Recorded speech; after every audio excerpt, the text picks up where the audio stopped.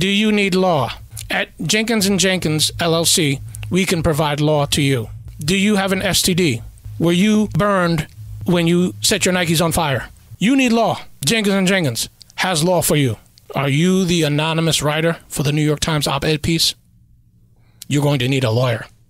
Jenkins & Jenkins, we have law for you. Law! Internets, man, listen. Oh, y'all just walked in on us right now? Uh-oh. We hanging out right now, putting together an episode of Talkitecture. They walked in on us. This is one of those episodes where we're getting the cast together, and we're lucky enough to have a member of the Combat Jack Show spaceship. Hey. The OG Combat Jack Show spaceship here inside our spaceship with us. Internets.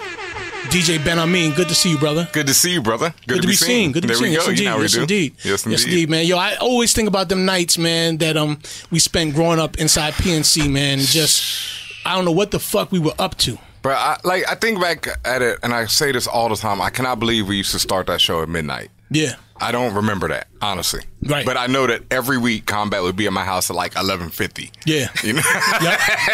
And then we would drive to the studio and get there at about 11:59 and start up at midnight. And get it rocking. And we'd be there well until 5 in the morning. Easy. And people don't even realize, Ben, I mean, we were so lit then, but when we stopped recording, oh, that's when the real show started. That's when the super show started. House. No, not even leaving the studio. We never recorded those moments, but I think those moments were really what bonded us, you know, as brothers, as, you know, I don't know, I don't want to say creatives, because I think, you know, niggas be calling themselves creatives and they ain't created shit. They ain't creating shit. We created a few things. You know, we did, you know, do a few things. You know, but we brought that collective energy together, and with everyone's various backgrounds from wherever, we literally brought the internets from URL to IRL. How many of us were ex-cons? Well, I mean, I've done a short stay. Yeah, I figured. I can't. I wasn't sure, but I just. I can't claim no. First of all, you went, Ben. Ben, let's take your journey. Let's take your journey. Okay. That was a slick way of asking. I liked how this journey was summarized on the last season of Talkitecture. that was the abridged version. It was amazing. You know, that was I'm the about to abridged put that version. on every mixtape. You know, yes, basically. Howard University, jail, Hollywood.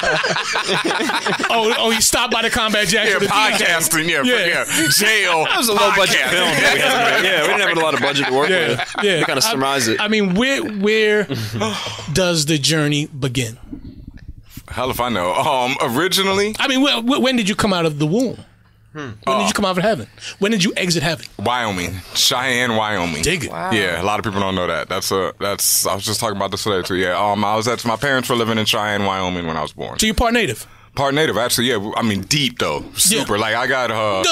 Listen. Yeah, listen. you know. You're still a slave. Well, basically, they were too. Okay. I mean, they weren't even slaves. You know, they didn't even get that benefit. They just got murdered. They got killed, right? You know, black people always talk about how they had a worst case scenario in America, right. And then they forget, like, how many Native Americans do you know? Right. Exactly. How many do you know?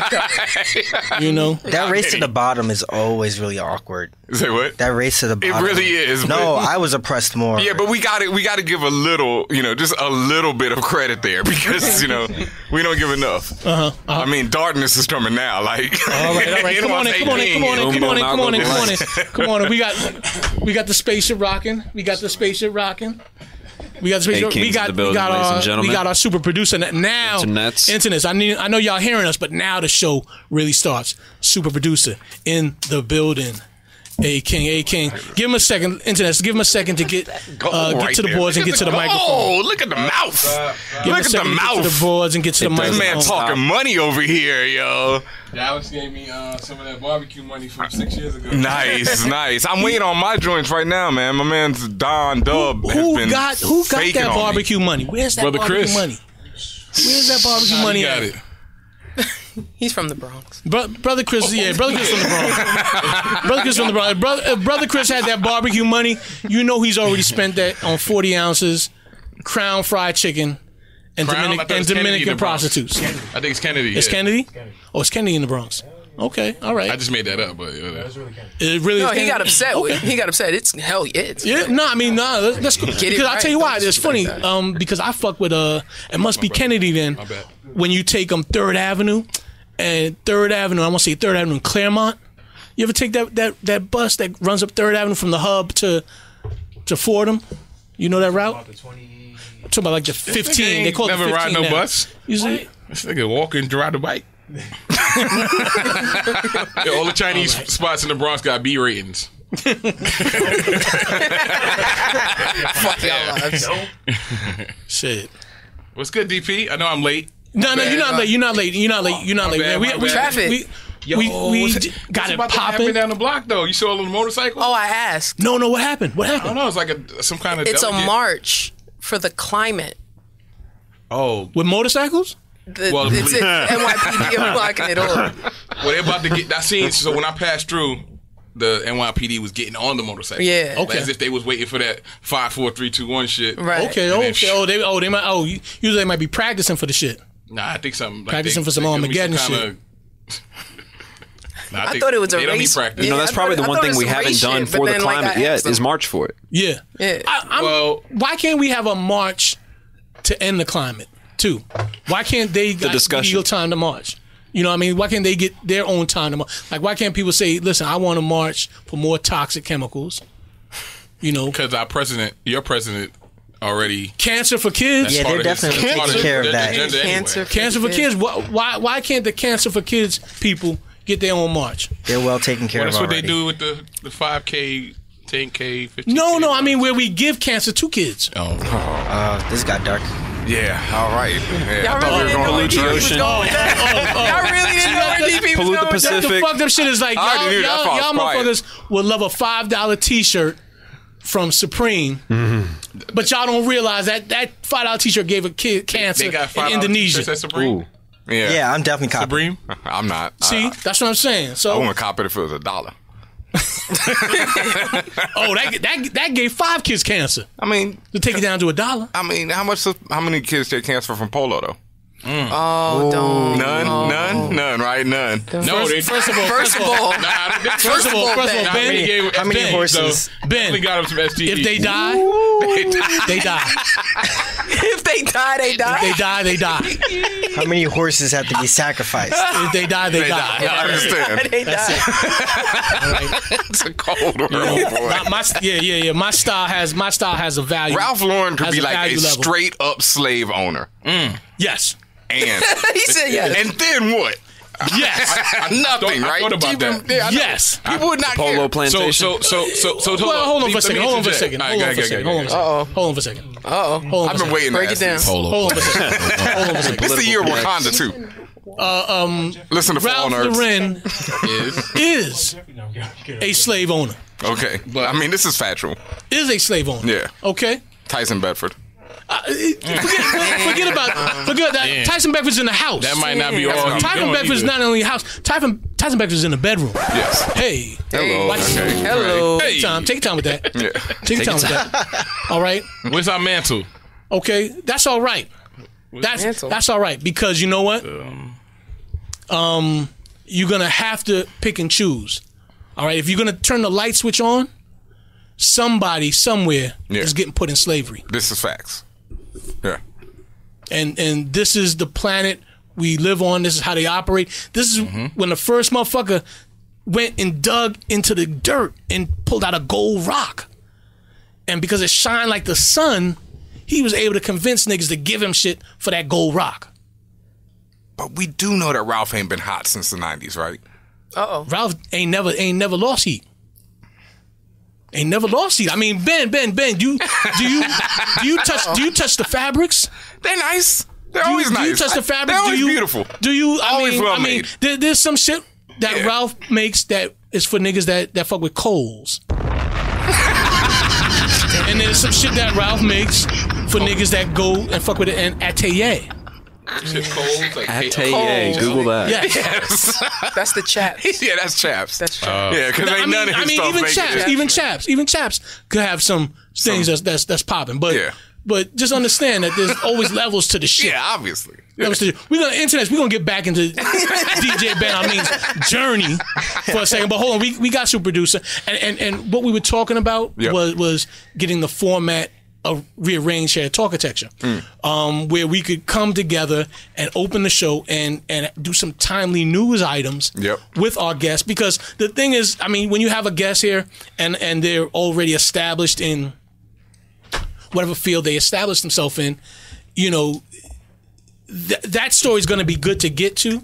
But I think what makes the guest so much more important is just how they operate in the daily world. You know, how they operate just navigating the space that we're in right now. You know, New York City, the universe, you know, whatever. All right, so we had a handful of news items that we wanted to run down. So we're gonna get back to my story. We're gonna come back. We're gonna come back to your story because right now, first of all, you coming out of Cheyenne and being actually native is crazy. Like this is it gets more crazy. Yep. So it gets more crazy. I mean, I'm expecting at some point in the story extraterrestrial sex. So, but we'll get to that. We're gonna get to that. We're gonna get to that. I'd have to consider it. Don't. That was a little teaser for later on in the show. Okay. That's a trailer. Foreshadowing. Warning. So yeah, one or the other. So we found out that America has the highest rate of STDs in the developed world, sexually transmitted disease in the developed world. You know, if you're gonna be number one at anything. I mean, with all of the condoms we have available here, like people don't have the amount of condoms we have. You go to any store, and condoms are for sale. Yes, you can get them free, all over the place. But those New York City ones are trash. Yeah, I mean, I've been told. I always felt a kind of way about the idea of a Trojan. I mean, what's the story of the Trojan horse? He slips in undetected. You think you're getting a gift? Yes. But at night, you getting carnage. You getting a plague. Yeah. Oh my goodness. So why the Trojan is not giving niggas STDs? No, because you're handing out carnage. I don't know. Yes. Yes. That doesn't really work either. Yes. Under the cover of protection, under the myth of protection, you are submitting a plague, a virus to the village, to the ovariatic village. Ovariatic. Oh my God. That you are visiting. I want you to think about that, Ben. I mean, I'm gonna have to. Yeah. I'll just stop using condoms. Put that right in your head. Right now. That's right. That's right. So condoms could be fueling this STD craze. I mean, we've got more condoms than we've ever had. No. What you're saying is that you're selling the idea of safe sex, but in reality, you know, there's an episode of Friends, which I'm sure everyone in here has seen, that dozens of times. That they discover that on the back of the condom it says that it's got like a 97% success rate, and it's a huge revelation to the guys on the show. They're like, "What? Why didn't they? You know, why didn't they put it on big bold letters? Like, what are you talking about? 97%? Right. So, that was a Surgeon General sticker, like on cigarette. Exactly, but nobody's going to read the fine print when you're in the dark. You know what I mean? So who can read that fine print? Anyway, so I mean, when it's fine. Yeah. The finer the print. Okay. Try not to break eye contact. But you're buying a condom and you're saying, all right, this is all I need. But who knows what's going on with that condom? We hear stories all the time of, you know, again, not only does it not have a certain success rate itself. But we hear stories all the time of, wait. Very White here giving my thoughts credence. Yeah, you should. Yeah, especially, I mean. Thank you. Because my sex life's on and popping, so if anybody can speak intelligently about it, it's going to be me. Well, I'll tell you what, the next thing we got to consider is the fact that podcasting has become the new, can we call it the new rap? Yeah, easily. Okay. Yeah. I mean, or is it the new wrestling? Is it the new King's got to get passionate. Let's be respectful. Okay. Urban podcasting. At least white podcasting, they not doing fuck shit. Right. The shit that NPR is doing. But maybe that's what NPR needs to turn up for their podcast. Why gotta be fuck shit? It's entertainment. Freakonomics needs to. No, niggas always got to do. Why niggas always niggify shit? Who is doing always niggify shit? It's always. Who would you say is doing this? Always. The podcast was designed it's a free market, it's a free world with that, right? But you would have the expectation for it to have relatable content. right? People listen, subscribership. You want people to listen because they hear something that's parallel to their day to day, relatable, right? Because it's something that's not on the traditional means of broadcasting, which is the radio. So it's alternative to, not the same as. White people got it before we got onto it when the iPhone 3 and the iPod was there, and they was putting out content, whether it be finance, conspiracy theory, whatever the fuck. Don't give white people all that credit, though. Black people was podcasting. We wasn't calling it podcasting. I'm just speaking specifically from the clusterfuck that is urban podcast. I'll tell you. I'll ride with you. I ride with you, King. Same shit. I ride with you, King. It's the new mixtape, and it's devaluing the trajectory, the platform. Of podcasting. For all the dope content that's out there. Yes, we pay more attention, and that's probably a cultural attention deficit. Disorder thing, but for every shock podcast, there's 10 or more that's trying to do the same thing. Yes. For every pop culture critic podcast, there's 30 more that's trying to do the same thing. Yes. Are we limited to the fuck shit? Right. And I think me personally, I'm tired of it. Dig that. For somebody who takes time, and it took time to get paid. Yeah. It took time. It took time to develop the platform as a serious broadcast.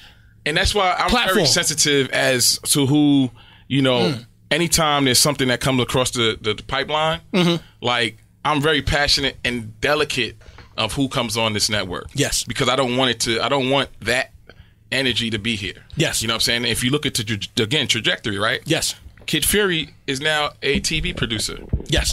But even though they're a pop culture podcast, and he's been doing that from the YouTube days, he didn't borrow that from nobody. He did it on his own. He was critically analyzing the culture. He innovated. Right? And now he's doing stuff with Ava. If you look at fucking our guest, Benhameen, Fan Bros, right? Well, wait till we get to Benhameen's story. Get to that, but Benhameen was in jail in another continent. All I'm saying, there's a limit to the fuck shit, right? There are some people who's going to thrive in that little bubble because they have the popularity, but everybody can't do that. That shouldn't be the calling card for podcast success. King, the thing that you're describing right now was the same argument we were having towards the music in the early 2000s, when the spectacle overtook the music. The spectacle overtook the sound. And I mean, you always had the spectacle, and you always had beef within music and local crews, and that's just how people work. Especially in urban sounds anyway. I mean, listen, back in the doo-wop days when people were singing on the corner, people would get into scuffles. You know what I mean? If someone was rocking the same outfit. So there's always been that kind of competitive friction. I don't see it as competitive. I think it's copycat. What you're talking about is a spectacle. You're talking about people creating the spectacle that too, man. For the purpose of a spectacle. Yeah, and it's like, people don't even see. Look, if you have an obligation to an entity to attract viewership, listenership, don't do that, Ben. I mean, no, that's what I was just saying. To attract listenership, viewership, and you have to do these things to stir the pot. How good is your shit? To help to facilitate that agenda, I think that's corny, man. I think if you're doing art, let us identify you as something that, when you remove that spectacle shit, there's nothing there. There's nothing there. There's no unless something hot happened that week. There's no organic goods. It's all Lay's and Bonton potato chips. Your shit was Hollow Man. You was Hollow Man. You needed something to happen in the news so that you could talk about it and make it hot, right? What is the point of podcasting? Yeah. But that's the risk we ran when we allowed the mainstream to do podcasting. Because the same people that created the spectacle back then are the same people that are now podcasters. The same people that are funding and fueling the spectacle now. I disagree. Certainly. Partly. And when you say we, who's we? Not we. I mean, just we, as a culture. As a community. Because we consume it. Right. We consume consumers. Consume the spectacle. Because exactly. So again, so we have a problem culturally. Do people? All right. So generally, yes. Do people like fuck shit? Yes. Hell And hold up. Guy Debord wrote a whole book on it. Society and the spectacle. Yo. And how we are blinded by the spectacle. Girl Joy, you made it to season 2, but please, the rules of the room is also when the guest got the mic, the guest got the floor. Also, and we also she's blinging again. We're gonna get to. Listen. We have a lot of business with Girl Joy. We have a lot of business with Girl Joy. We have a lot of business with Girl Joy. She's shining over here. Let me come back to the guest. Oh, she taking it. I'm sorry, Benhameen. I'm sorry. You were here. Yeah, but not that. You can't even say like this network is even like where we've avoided all that fuck shit. We might have contributed to some of that fuck shit. Absolutely. I mean, whoa, don't act like that. Whoa, we've made superstars of people who don't deserve to be it. Okay, and I'm not gonna say no names. Don't do that. Let's not create the tone that. Hold on for a second. Like this. Hold on for a second. King. I'm not participating in that. Let me tell you something. Okay. Let me tell you something. I don't agree. Let me tell you some human shit right now. And hold on. I know what you're. Say it, King. If you're gonna say it, say it. If you're gonna say it, say it. I'm not saying. Then don't talk. Then. If you're gonna say it, say it. No. If you're gonna say it, say it. What I want to say is. What you gonna say? What I want to say is. The thing is though, for what you're talking about. Yep. There was no copycat though. It was more like a. It was an innovation. And also too, it still bought substance though. It still bought substance. Well, see, but that's what I'm saying. Okay, but if you say that, and you saw maturation. If you can't, I haven't seen that. But if you say that, then you can say that. Whoa. Okay, we're talking about two. See, no, hold on a second. No. White privilege gets you far in America. We're not gonna devolve. You didn't see that one? We're not gonna devolve. I was like, he's baiting you, right? All right. That was easy. Oh, he took the grill out. But what I'm saying is listen. Okay, listen. Let me again.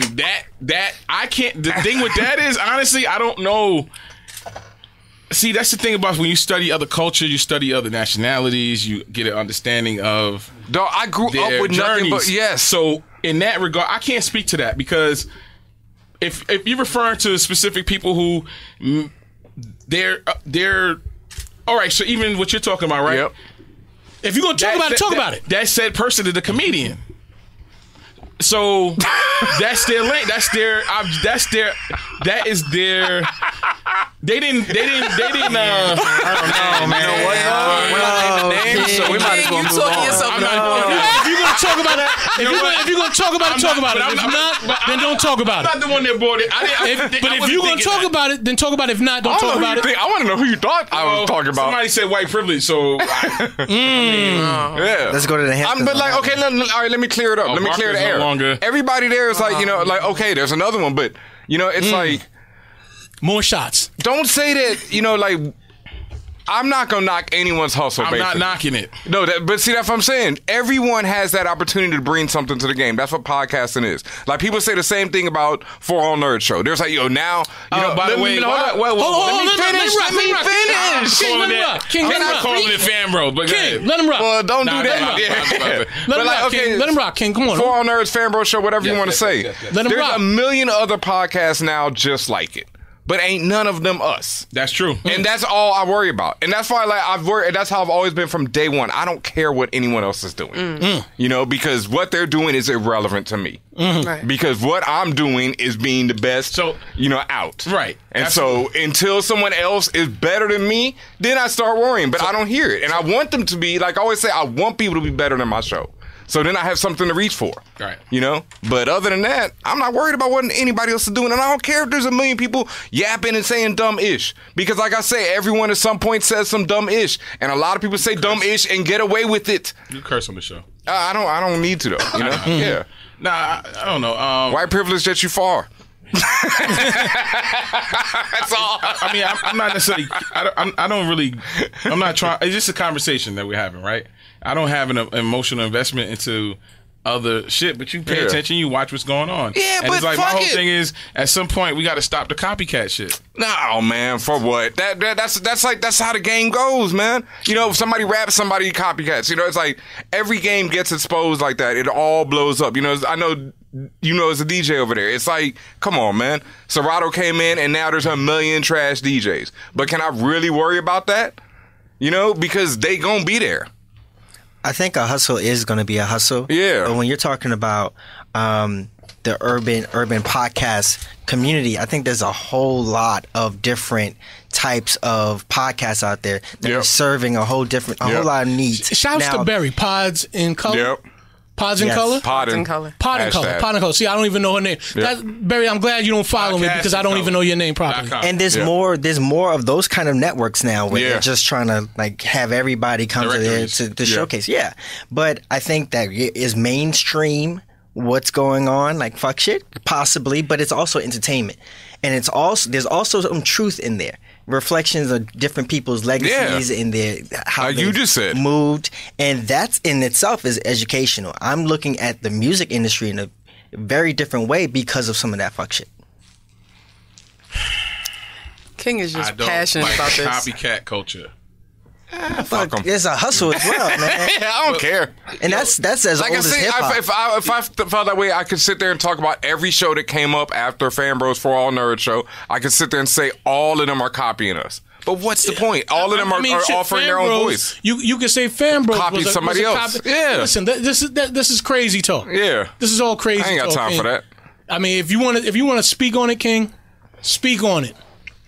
If you want to be generalistic, vague, no. I'm also understanding that, you know, there's a lot of sensitive people out here, so I don't want anybody to hear this and like take it the wrong way. That's the thing, everybody, because I don't have a gripe with any one particular tender thing. love. It's just tender love. Man, they told me to stop saying that we're the best, you know, geek culture podcast out there. Like, you can't even say that on your own show. And I was like, you know, because they're like, people are going to get offended because, you know, and I'm like, Ask for that smoke, man. Ask for that smoke. So basically, when we were saying, claim it. Claim that greatness. Claim it and continue to be great. Really, I mean, that's really the bottom line for anything. If you ever did something good, King, if you ever believed in something, then you stay believing, stay becoming a true believer. That doesn't deter that. And let the fake shit run its course. Yeah. Let the fake shit run its course. And I mean, when you talk to people enjoying fuck shit, one of the greatest joys I get. Fuck shit. Of course, one of the greatest joys I get is there's a office building, a Citicorp office building near my day job. And during the winter, like when there's a snowstorm or rains, this tile floor they have is slippery. So I go there for lunch, and I watch people slide and slip, and almost fall. And almost some people do fall. And when a person falls, disrespectfully, I lose my shit. Like when people are slipping and sliding, like me and my man will be having lunch together, we'll be laughing, we'll be high too, so we'll be extra laughing. But when someone actually falls, me and him fall off the chair, we hurt our stomachs laughing. Nothing brings me greater joy than those winter days when I see someone bust their ass. All right, this is who we are. We are pieces of shit with occasional glimpses of the sunshine which created us in the first place. Every now and then we get to touch the light. I come here with y'all in the space to touch the light, to try to enlighten myself, enlighten others, as y'all help enlighten me. You give us a lot of the fuck shit. Sunshine is overrated. You give us a lot of the fuck shit. I like the dark. I'm here for that. I'm here for that. And y'all give me a lot of the light. All right. So whatever. Listen, all I'm saying is that podcasting is hitting right now. Look at this. Look what you have wrought with your fucking Blaxican hair, A-King. All this shit is your fault, and now you're angry. You're angry because your kids started drinking in the house. You had the alcohol in the house. Yeah, maybe you should have taken better control of the house. You had the Ray and nephew in the house. Maybe if you hadn't had certain guests, your kids wouldn't have learned so crazy. That's all right. That's all right. That's all right. Listen I have to no it. idea. Internet. Figure it out. Laugh now. Who's talking about? And then when you get home, Yeah. think about it. Who's the drunks? Okay. Oh, I okay. didn't. Oh. Listen. I learned it from you, Dad. You mad about the kids, but you don't want to look at who the dads for these kids That are. was Brother Briss, orphan brother, from Spofford. Brothers. Yo, News story. Very White, are you holding our news feed that we discussed? Does anyone have it available? Sure. Yeah. Absolutely. What? Sorry. You said No. You're talking about. All of it. No. This is Very White. Very Yeah. white. Very. Very white. Very white. Very white. Believe. Well, we're on it. Pause. You had wanted to talk about the media, darling. Yes. We're kind of there, right? Well, I mean, okay, yes. Then get specific. We've been beating around that. Joe Budden, as a podcaster, is a media darling, and I think it's fantastic. I think it's fantastic for him. I think it's fantastic for the medium and the platform, just as it was when Elliot Wilson took Rap Radar and elevated it and brought it to where the Combat Jack show was, and where Nori took Drink Champs and brought it up to where the Combat Jack show was, where you wanted to hear these things. You had to hear these things because you didn't know what you were going to get. You know what I mean? But you knew you were going to get something that you had not experienced before. We never have. Never mind. Well, So no. I'm so excited for this opportunity now to get something that we've not experienced before. And for the doors that it may open for people coming up in this industry and who want to get in, not knowing podcasting is a thing. Maybe Joe Budden is their first exposure to podcasting at all. Oh. Maybe. Yes. Maybe. Well, but to King's point, there are the thing that I love the most, and I've told you that, and we talked about it before we got on the air. The thing that I loved about the season finale of Talkitecture for season 1 was that it was so organic. It was absolutely real, but it was a complete train wreck. Right? It was awful. It was terrible, and I felt for the people in the room. No, but I enjoyed the content. Thoroughly. Let me ask you. So sonically, it was. You think it was terrible? Like no. A lot of this stuff was off script. It was off. I mean, most. We don't. All of it. All of it. But it wasn't. Wait. It was organic. Have we had a script? Have we had a script in this space yet? No, but we never even got to. I haven't even scripted out the Jenkins and Jenkins commercials yet. We didn't even really We get had to an talk to idea Pete. of what we're going to come in. When we come with the script, though, y'all are intervention. each going to have to read. Everyone's going to have to Premium read. Pete was going to come in and provide some Just letting y'all clarity, in terms of his growth and how it relates to some of our former co-hosts. But you never could have predicted. Go that way. You never could have predicted the result of that. You know what you ended up getting. So that was organic, and you could tell as a listener, you could tell that that's what was happening. What we're seeing now with Joe's podcast is that it's not even part of the promo run. It's built into the promo run. So it's Jay-Z, right? Like it's the biggest, it's the most exposure we're going to get for podcasting at this point. It's the biggest platform that it's had thus far, thanks in large part to everyone in this room. But it is ultimately going to be hard to watch for purists, right? Because it's going to be like, well, the best moments that you catch on mic are those organic, like those train wrecks, those travesties, or those great moments. But if it's all set up, then yeah, where's the script? Where are the cue cards? You know? I guess. Me again. I'm speaking for myself. As somebody who studied the great Starbuck Wild, what I loved, and I'm not saying everybody has to do that, to each his own, however you want to do it, but I just love the fact that, I look at this podcast shit and I'm like, yo, man, the ones who can be versatile with it, you know what I'm saying, and sprinkle the fuck shit, but also bring you perspective, insight, you know what I'm saying, and what have you. I think that's what works for me personally. So, like, to get one thing the same way all the time, it's just like, okay. It's almost predictable, Well, I mean, he brought the wife beater back out this week. I mean, he did the Drake thing again, and it's kind of like part of the play now, which is cool. Again, because like that's going to be the. I have to listen to the Joe Budden. It goes do I have in on to listen Eminem to it, or do I have to watch it? Because I see they do video. He goes in on Eminem for an hour and a half. That's pretty boring. Spotify. You got Spotify? Hour and a half. No, Spotify. I wasn't very. It wasn't very good to me. Yeah. What didn't strike you about it? I liked Joe Budden when he went in on the Drake album. I thought that was much more interesting and in depth, and just like it was just a better done subject. This was him sitting there wiping his forehead, over and over again, and sitting there yelling. And it's like, really, the thing is, like, I read this article today when they talk about how people like Drake and a lot of the people got mentioned on the Eminem album just moved on with their life because it was like, who cares? And Joe, made this whole thing, about it, and then he's like, "But I'm retired and I'm not gonna rap." But so why? So why even sit there for an hour and a half talking about it? So this is rappers, because Joe now has Joe. Have you ever seen Joe live? No. Okay, Joe live by himself. No. You would have to go to SOBs. Yeah. You would have to go House of Blues. House of Blues. House of Blues. How many people does House of Blues seat? I get it. Last tour was House of Blues. They did Sony Hall. By himself? No, the crew. No, I said Joe Budden by himself. The rapper. Yes. Oh no, no interest. Right. What kind of room did Joe Budden fill as a rapper? Right. When they formed Slaughterhouse, The freestyles was dope. Like on Yeah. well, I mean, on Hot listen. 97 Did you see him live? Did you go see him I live? never saw Joe Budden. You never saw Joe Budden live. Nah. Well, saw then Joe Budden then live. there is the point right there. The point is that now he fills a bigger room than all the time he spent rapping. Yes. But And he said- to and he's- King's point, he's having to do it by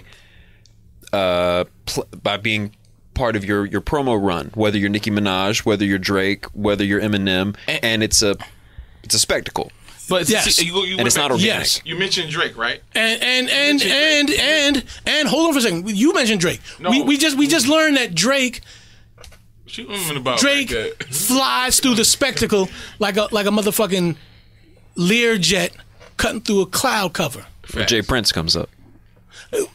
Listen, whatever. He's still taking shots. Whatever at Kanye whatever right now, button so. Drake has to push Yeah. on his spaceship, he cuts through that shit. Yep. But see. Right now, that yes, yo, You- he had his kid in Bodega Pampers before that diss track came out. Now he's got Gucci. Now he's got Gucci diapers. Listen, So look, hold on. You said Drake. You mentioned yeah. Joe Budden criticizing or critiquing Drake's album, right? 2 years in a row. Somebody that he's had issues with Drake as a rapper, right? Right. So my thing is, are we really looking for his critical analysis of an artist when he might have a bias already towards him? But he did a good Are we gonna job. do this every time? But he's been So- he's actually been transparent. He says that he does sometimes he tries to listen to music as a fan. Does that shape listen to your it. thought process of how you're going to listen to? Do you listen for his critique to shape how you listen to these albums? I'll answer it, but I will answer it that way. You mad? Who cares? But hold on. But who cares? Who can I be honest with you, King? If you do, and Joe Budden is somehow removing people from Drake's fan base, what would Drake be doing? Like, what kind of plane would Drake be flying if Joe Budden was like, yo, this kid is incredible? If Joe Budden says, yo, this nigga's trash, and that nigga, Drake has a fucking teleport machine. If Joe Budden said, yo, this nigga's incredible, what kind of thing would he have then? Would he have the Infinity Gauntlet? Would he be able to snap his fingers and make Drake be able to snap his fingers and make other niggas disappear? I'm saying, what influence do you think Joe Budden's opinion of Drake has had on The people? what Drake does? nothing. Zero. Nothing. Less than nothing. Zero. I think What it's- Joe Budden has I been don't able know. to do, though, I what Joe Budden has been able to do, okay, Drake's wait, fans don't know who Joe Budden but is. hold on a second. But Drake does. Otherwise, he What wouldn't I'm have brought him telling up. you is that pump it hold on up. for a second. Forget Drake's fans. That's to help out Joe Budden. Forget Drake's fans. He's not. Forget Drake's He fans. knows that's Joe trying to help Budden him. picked End up result, but that's not Drake the intent. detracted. Yeah, it Drake is. said that to throw the shot. No. didn't say that It's to just help. like And then when Drake Jay-Z jumps into his said DMs. That's when not benefiting Jay-Z said, anybody. That's because Drake what is the fuck is 50 Cent? He was bigging 50 Cent up at that point. Yeah. You know, when he said, what the fuck is 50 Cent? That's a diss. But First he of knew all- that was trying to boost 50's career. First of all, there was Drake detractors that didn't know who the fuck Joe Budden was. Right. Yeah. So Joe Budden brought them into his fucking camp. That is true. You talking about? What the fuck is this? Yeah. What do you think Okay, I can get down a with lobster this. does on the bottom of the fucking ocean? And see, but here's the first time that he did nigga that with eats. with the Views album. That's what set off Joe Budden's podcast. Really, it was really him commenting on Nicki and Meek. Actually, oh, you mean like When started the people podcast? Right. he started, Oh, okay, but that's when what it you really like when he got into it, when he got interested himself, he got a reaction from people outside. It wasn't when he got kicked out of Texas show. I think it was all at the same started time. it. There was like a domino effect. of King, things are you that kinda happened. are you one of the producers for Joe Budden podcast? No, not at all. What's up, Yeah. Savon? What's up, You Eric? know every episode. King, I mean, King got the whole. But catalog. Nah. But he did it 2 years ago with Views. He did the Never rant heard- where I he's never got on heard the this wife shit. beater and he's got gonna on listen now. they got the clip and he's going on about Views and he's saying this dude doesn't sound is a lot of inspired and he attention. needs to get back on. we- and y'all da-da-da. giving him a And It's so a then whole lot. It's afterwards, a whole episode. And I mean- Hold on a second. Go ahead. sorry. Continue. I feel like there's a lot of heat coming off this couch right now. No, continue, Barry. Oh, what I was gonna say was that he did that time, and that was the organic moment. Right. That was the original, unscripted, unedited, unbacked. You know, no sponsors. He's still trying to figure it out. He's got Newports rolling. You know, now we found out what works. That's the formula. Here's the hit single. So what we got this week was, you know, The Real Slim Shady or whatever. Like, we got the hit single that will propel, you know, both of them. All of this leading right into Joe going to Spotify next week. He's got the #1 rapper in the world, or I'm sorry, let's not do that. Yeah, this year. no. That was very Eminem, white. we That have was very Eminem. white. That was very white. That was very white. You know, yeah, right. He was my favorite rapper of all time. Why you going back on that? Well, about that. That's what listen, the per capita, conversation this week has been all about. Joe Budden's changed my mind on whether or not Eminem's the best rapper. I mean, Eminem does He's stadiums. completely gotten in my head. That's all. Eminem. You know what I we like? won't catch Eminem performing at SOB. Now I'm going to contradict myself.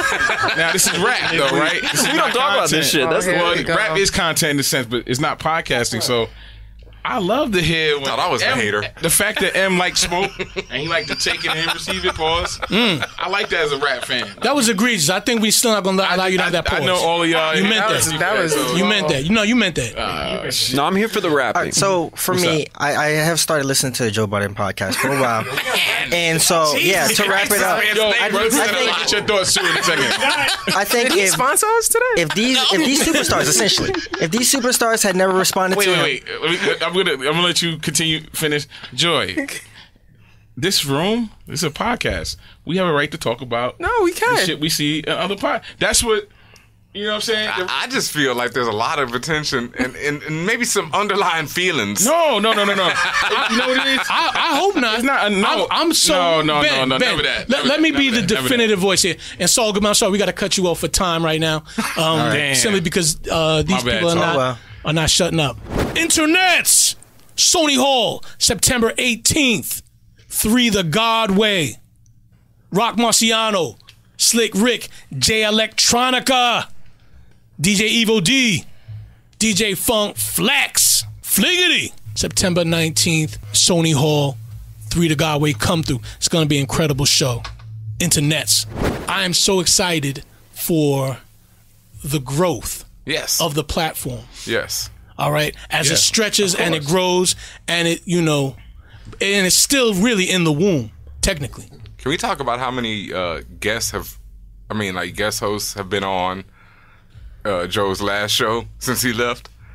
Like, they have ran through, like, it's like academics and, they got Wayno. rotating. Wayno But that wasn't his show. That wasn't his show. Wayno's down. Oh, it was his show. That was Complex's show. No, that was a Joe Budden Man, that was creation. Joe Budden's show. That was a Complex show. Right. Featuring. It was Hold on for a a Joe second. Budden creation. Hold on for a second. that The show, Complex if the owns. show, hold on for a second. Oh, okay. No, That's what you're saying. Okay. They own it. It's their show. Like, If the show is still going on, Yeah. And is he getting money from that show? Yeah, he gets And a it's not his show. royalty. Right, I got you. So please absolutely use not. what is that? Is that called? I'm not a. I didn't graduate high school. Is that called a participle when you say his? Was that a what do you call it? Proper noun, possessive noun, whatever. Possessive. Okay, be careful with that. Be careful with the possessive nouns today. Let's move on to our next topic. Okay, bam, because we got really internets. We got an esteemed guest here, and Ben, it's good to see you, brother. Good to be seen. Before you got here, King, Ben and I were talking about the nights we spent at PNC, and we love to go back to that because it was so wild and crazy. But King, you opened that door for us inside there, and you didn't know what was going to come in, but you was with it. Can somebody help me? I'm listening to you, brother. No, I'm just saying. I don't get a pause for not knowing what's going to come in. I'll see where you're going to go with it. Okay, fine. I mean, it might not be something you have to pause. Okay. So, So the times we spent in there, man, at midnight to 4 or 5 in the morning, and really days. the time after 2 a.m., King, when you had stopped recording, and the shit that we didn't record that happened in that space with the people that came through, with just us inside there.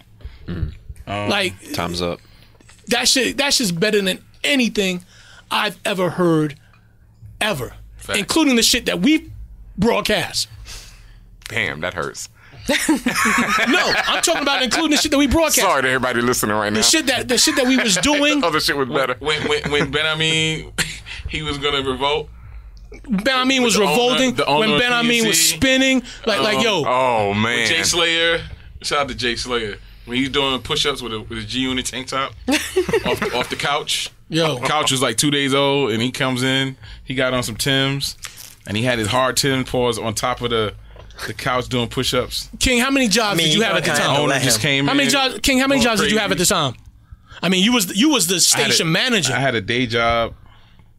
You had a day job. You had a wife. You had children. Program director. Yo. You know what I mean? You had a whole. Right now. You was a family man. Damn. You was a family man.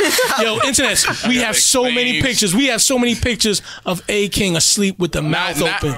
In PNC? PNC. We don't publish them because that's not. All right. We're not here for that. Oh, you was definitely not. We're not here for that. But all of us thought everyone was you hot. said I was literally get up 6 o'clock. Yep. Go to work. Not that nigga slept 1 hour from 5 a.m. to 6 a.m. 5, drive from Long Island to Dumbo, and then I'm there fucking around to 5 a.m. Trying to manage like your 3 two or 4 families. times out of the week. Yeah. Trying to manage your two families. This guy. I don't know what you're talking about. That's very, very, very sus. Sounds like the Joe Budden podcast. It was more than two families. It was more than two families. It was more than two families. So. Oh yeah. I don't know what It is so much. So.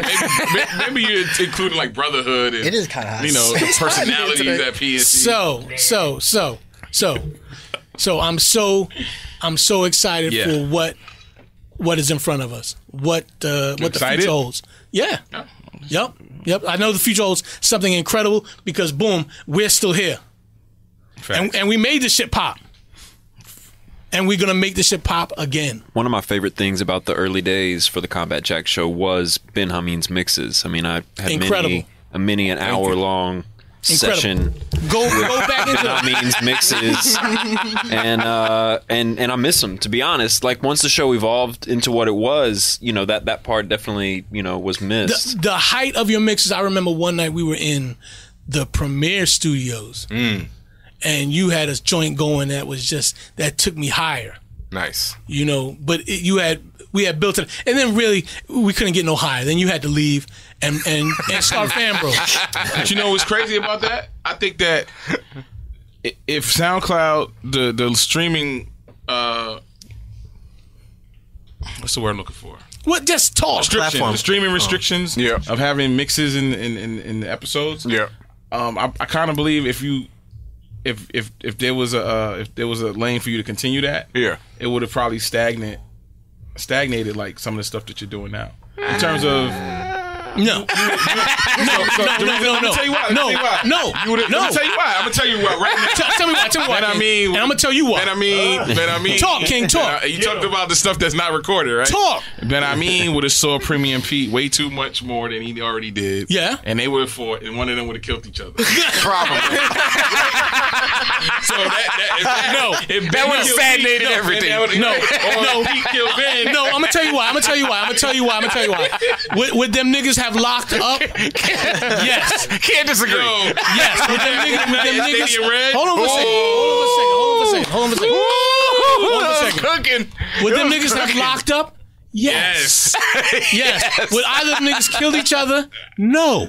Why? Because they both been to prison already. I ain't going back. I'm trying to tell you that ultimately, it all worked out how it should have worked out. And that's how good we were. Right. And that's how great our energy was. Because it all worked out. I mean, the only thing that hasn't worked out is that we don't have Reggie sitting here. We don't have Reggie around to talk shit with. But we all made a promise to ourselves at one point, whether it was in PNC or whether it was Premiere, that whoever died, we was going to shit on them. Oh, Lord. Did we not make that promise? Facts. Can you talk about it or not talk Come about on, it? it's on the air. Recorded. Yeah, you know those episodes are out there. Some promises can be broken. So how many times did we talk about this? How many times did Reggie say when Dallas dies, the episode after that is to be the most lit episode in comedy show history? First of all, we made a promise to each other. If anybody dies, you're gonna listen. How did you do when you had a sleepover at your friend's house? Who fell asleep first? You put lipstick on them. You didn't do that? Lipstick. You didn't Facts. do that? Who had the lipstick? Yo, King, you're part of the problem. I don't know who these niggas are you grew up with, King. Nah. I don't know how you grew up. I don't know how you changed, my nigga. Oh, I brought it. Of course, niggas shattered in plastic bags and put it on niggas' pillows. Of course. Wait, what? Yeah. What? Y'all took it to a whole new level. Wait. All right. I thought bringing lipstick was one thing. Shat in I didn't do it when I was bags. present. Hazardous shit. I never would have came back. Not too much sleeping at the sleepover. Yeah, I would have fucked you up when I woke up. I was present for it. What nigga is holding a bag of his own shit? Tied it up, threw it right on the pillow. First of all, Wait, hold on. Wait, so you rolled over? So look, in my 8th grade, we were going up to upstate. And y'all was in 8th grade? Brewster Academy. We want to visit the schools. No, I'm Houston, dog. I don't know none of that. All of those prep schools. 8th grade, 12, 13, 14 years I don't know about shit in the bag. 12, 13, 14. Come on. No, I know what 8th grade is. I don't know what school he's talking about, and I don't know about shit in Brewster the bag. Academy. It's like up Massachusetts. Somewhere. Okay. So we went there to visit the school as incoming high school students to see if we want to go there. So we went there. They had all the boys in the room, hotel room. So it's part of a, like fucking around and shit. One of the homies sharded. Is that the right word? No, Shattered. took his shit. Shattered. Yeah, took his shit.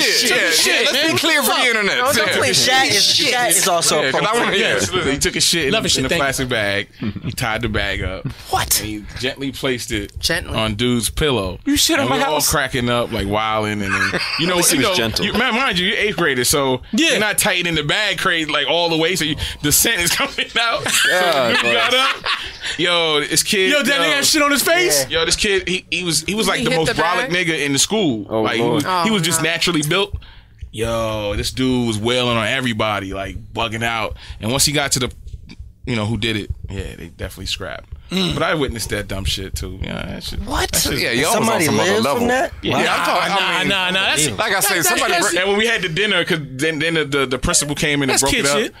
We had to sit down at the dinner. Literally. All the dudes is mad at each other. Nobody's saying nothing. Everybody's like, "Why they so tight?" You never no went one's saying in why, 8th grade, 7th grade. Nobody ever had the bubble gut when y'all got the break to go to the bathroom. Nobody ever had the bubble gut, and they had to take the shit in the gang stalls in the bathroom. And then 2 people would surround them on either side and pour water on them. Yeah, okay. Water. Yeah, water. You are talking about Or tissue water. putting shit on my pillow. Yeah. That's Yeah, no, that's no. I know. I never. That is fucked up. That's fucked up. That's fucked up. But I'll tell you what. That's Today's kid 8th graders Put can't him, do that. man. That's Like you go to kid sleep. shit. You put your Somebody friend's gets hand in a shot. cup of Right. water. When I was in You know, 7th grade, we went to this thing called. I was in a Lutheran school. We went to this camp upstate called Camp Cornelia. Niggas was fucking.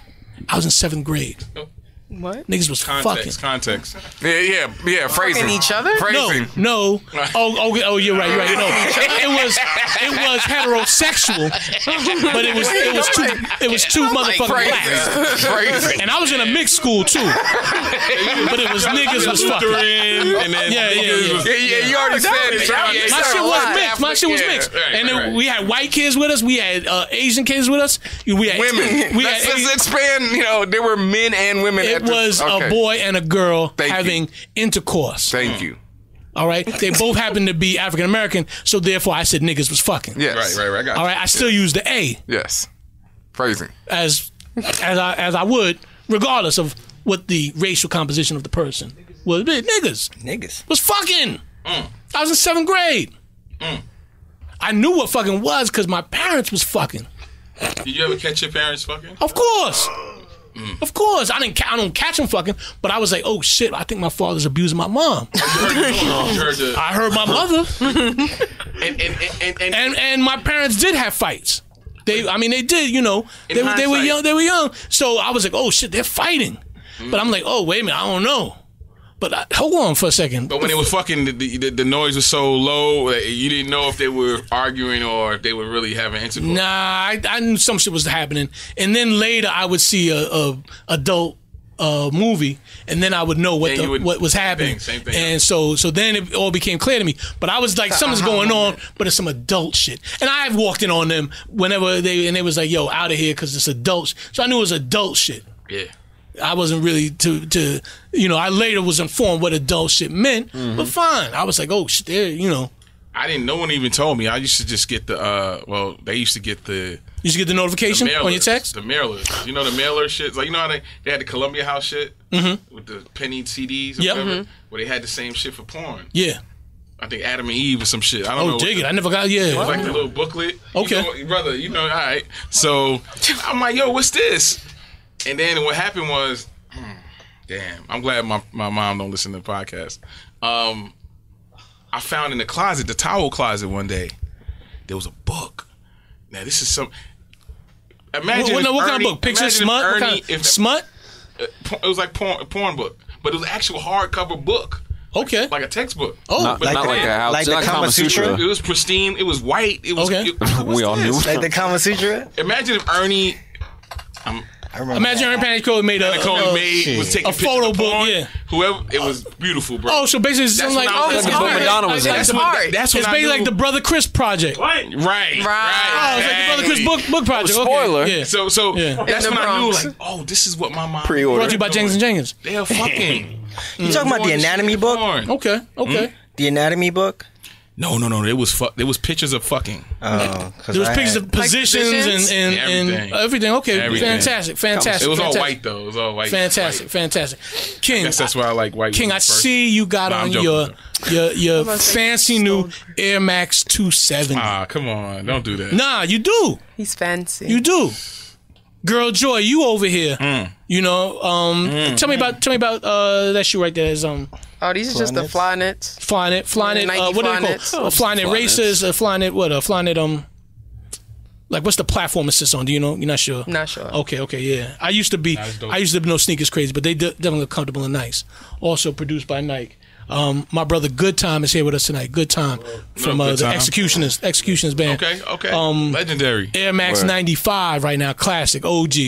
You know. What you got on it? Oh, okay. I got some Uncle 3000s. Okay. No, those are favorite DC Youngins actually. DC Youngins. Yeah, those are actually straight up and down the area. I'm gonna tell you right now, the 90s area sneakers. only right there. people that know about this shoe, it's only two people that know about the shoe. Yes. College Professor And Wale. and DC Doughboy. Yeah, DC. Those are the only two people that know about this shoe right now. Yes. Only two people that know about quality New Balance. Yes, because DC the Doughboys. inside of the shoe is lined in leather, butter soft glove leather.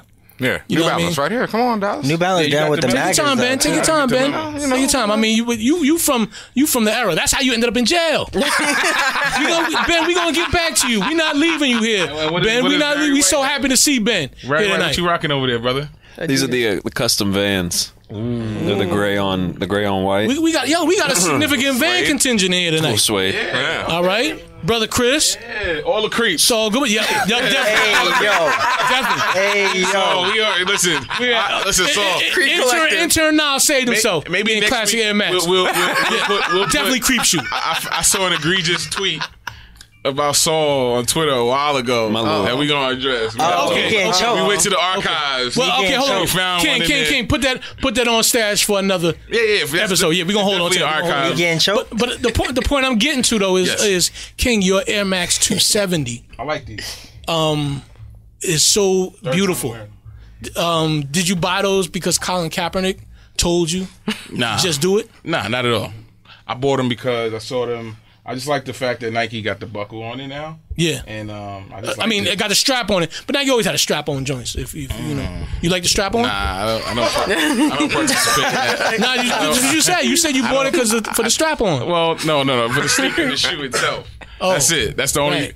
That's Get it. the strap, internet. Get the strap. So not because of Colin Cap, but I guess we're leading into the Cap situation. I mean, Me personally, I listen to a lot of sports radio yeah.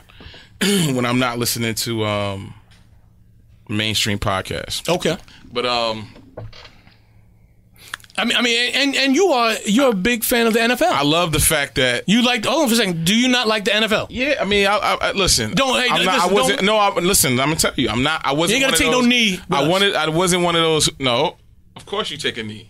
Okay. First of all, we no. You ain't got to. Yeah, we have to discuss at some point what this flag is about, since there are people who making that issue. But we're not going to make that the issue. Right We now. don't. But, The people that listen to this podcast are smarter than that. So listen, as far as Cap, I think it's dope that NFL allegedly blackballed this dude.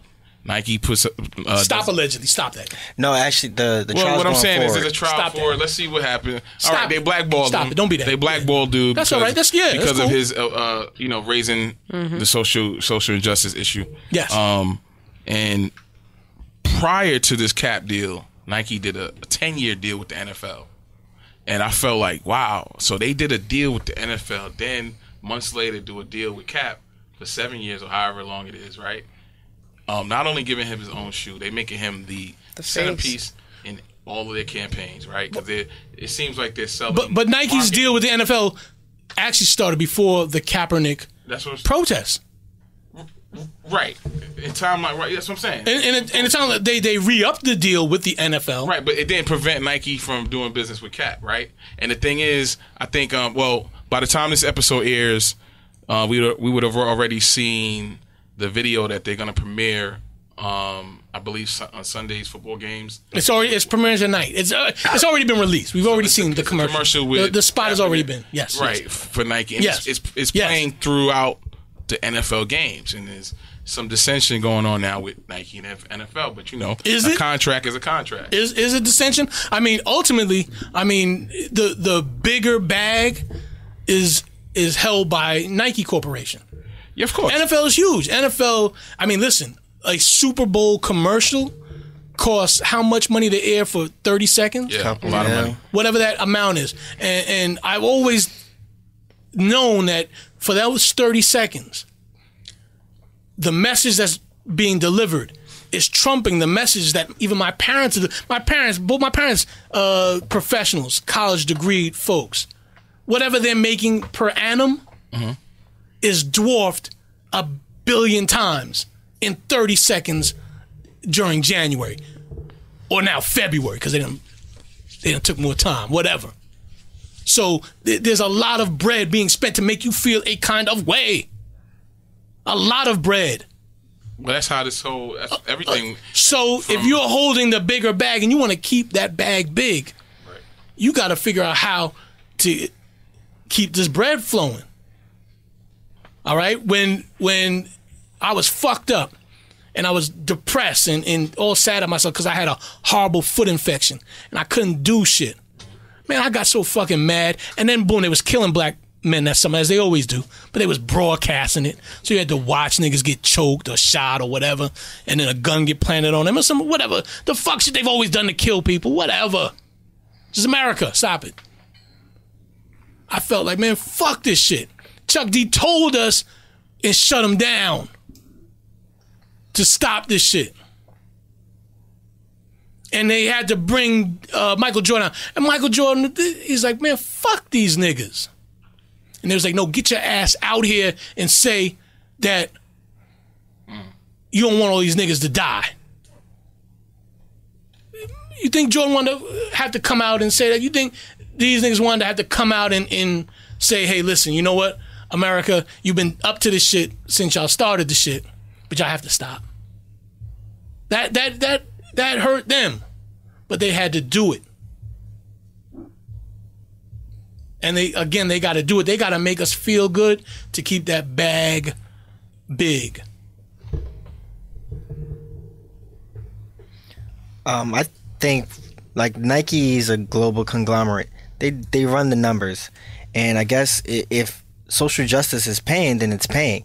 I have no problem with all these, people that have problems with Kaepernick and his protests setting fire to their clothes, their Nike clothes that they've already purchased, as long as they're wearing them. Did you see the third-degree burns of this guy that set fire to his shoes while he's still wearing? That had to be fake. Even if it wasn't fake, it feels good. It was massive. It feels good to see. It was massive It was cool to watch. Its entertainment value. Come on, come on. We are not entertained by that. Yes. It feels good to see. Of course. Of course. That was like watching live action like Daffy Duck or something like that. So it was Watching a white guy set his feet on fire is always. I was entertained by the dude who cut his socks off. Like that alone was entertaining. Right, everybody that bought stuff and damaged it. Anytime you became hobos. Right. Anytime you destroy something you paid for, I just think you just look so. And I think what's strong about that too is like, yo, peep how white protest. White go protest like, yo, I'm mad. I'm gonna go into my house and fuck my shit. Then some white guy burn his house down. Black people like, yo, I'm going to the Korean store and I'm burning the whole wig store down. Yeah, but I think that represents. And I'm going to downtown Baltimore and I'm throwing bricks on store windows. I think all right, white people's like, nah, we don't need y'all to protest like that. Go to your house, burn your own house. Cut your socks up. JP, when you see white people do that shit. Where the dude had the Nikes on, he burned his whole foot. They are just telling you that that's the level, that's how far they would take, to the extreme that they would take it, to be against anything associated with, in my mind, not just Kaepernick, but people of color. Hey, King, I'll tell you what, when you get a chance, go to the Googles and type in French caves cannibalism and learn a story about the Neolithic or caveman bones remains that they found inside these French caves. They found like baby bones discarded along with animal bones. It wasn't in a ceremonial burial. It was because niggas had 8 babies. All right? These niggas ate children. When time gets tough, these niggas eat their own children. You think he cut his socks? Yeah, he cut his socks. He ate his motherfucking kid. That's all I was left. To get through the winter, because the shit is rough like that, I will eat my child. What the fuck do you think I'm gonna do to you? All right? The message is still the same. Y'all enjoy the football games. Enjoy those games. Enjoy those games. But we're about to get right back to you. Real quick. I just gotta say, Girl Joy, I'm glad you got the frames on tonight. I'm sorry that they made you put the ring away early. Go. No, we're not gonna do it. No, Girl Joy, we're not gonna do that tonight. We're not gonna do that tonight with you. No. King, stop, King, stop. Cut it out. Stop. Your mic, yo, for real, I gotta take your mic away tonight. You slowing us up. All right? We're gonna get to Girl Joy. All right, Girl Joy is here with us for season 2. All right, I want her to stay for season 3 and season infinity and stuff. So we'll get to the story of her very expensive jewelry. All right. Just know that, Girl Joy, we'll have to discuss that. Okay? At some point. Got you. Thank you, Girl Joy. Good to see you. It's good to be seen. Yes, ma'am. Benhameen. Yes. Benhameen, internets. Again, I'm just so happy to see this good brother here. All right, looking fantastic. Spending time out in Cali. Do you get your hair rebraided on Venice Beach? What beach do you go to get your hair rebraided on? None of them yet. No, I haven't reached that status yet. Okay. Yeah, I've only been to Venice a couple times, and there was no hair braiding going on. Okay. The Hamptons? No, you're not dancing. Yeah, the Hamptons is in New No, York. I'm just playing. No. Okay. Yeah. I don't know how rough the Hamptons are. Call back. I don't know about that. Benhameen from Cheyenne, Wyoming. Yes. What was the next stop for you? H-Town. Houston. Yeah, straight. Houston. Yeah. You know, Houston annually has the most automotive deaths of any city in the nation. I did not know this, but I would fully believe it. It's a massive city. Google that. Yeah. That's facts. I mean, you drive everywhere in Houston. Okay. Yeah. Apparently badly also. I mean, when you're going off that lean. Okay. Hello. Yeah. Okay. The most automotive death. So you survived Houston, Benhameen. I survived Houston. You Yes. survived Houston. What was the next stop for you, Benhameen? Howard University. Howard University. Yes. How'd you end up at Howard? I mean, You could have did some Texas shit, man. I could have, but I wanted to go to the Black school. I wanted to go to What brought you to Howard? greatness. What brought you to Howard? I mean, it's like they have a quota of great people who have to go every year, and so I decided to fill that. Okay. Hey. My God. That's what I'm talking about. That's how the fuck you do it, internet. All Howard alumni I talk appreciate that way. having this time I mean, with you. look. I don't know what other schools people but decided to go to. I don't want the Benhameen superstar Hollywood That's on answer. them. I want the Benhameen nerd boy answer. Oh, I went to Howard because Puff Daddy, straight up and down. And actually, and second, because I was trying to impress a girl. Yeah, because my sister went to Hampton, and she was like, don't go there, it's whack. And so I had to choose between Clark and Howard. Okay. And I was at a... Well, Clark is an all-girl school, no? No. Oh, they have men there? As far as I know. Okay. Like I said, I went to Howard. Okay. So that's all I know about. I know Clark is popping. That's cool. Yeah. It ain't Howard in the 90s, Well, I mean, listen. Yeah. What? 94 to 99. No, you know why? Because Clark had already fizzled out from Freaknik. Yeah, that was done. Those days was So done. Clark had already done. Done. Had shot its load. Yeah, finished. So now it's time for Howard to get back on the thing. Okay. Yeah. So I mean, Howard history. University. So what kind of culture shock do you experience at all, if any, being? Fuck yes. Yeah. My parents dropped me off at Drew Hall. I felt like they dropped me off at the projects. Like I'd never seen no shit like that. It was like I moved in the good And you're times. from Houston. Yeah. We have projects, but we don't have projects like that. Okay. We don't have tall High-rise projects. Yeah, we don't have high-rise Multi-level, projects. yeah. Our shits are 2 and 3 Yeah, stories. two-story At top. most. Two-story, CUNY Homes right. is 2-story. The CUNY Homes is 2-story, and that's it. Yes. Yeah, and to see, and Drew Hall's like 5, so to see something that looked like, something off Good Times, Yeah. I was like, wow, that's where I'm going to school at. Yeah, so it was definitely a culture shock. And then, Howard, especially DC at that time, was, rough. Yes. Yeah. No, I mean, DC at that time was actually nice.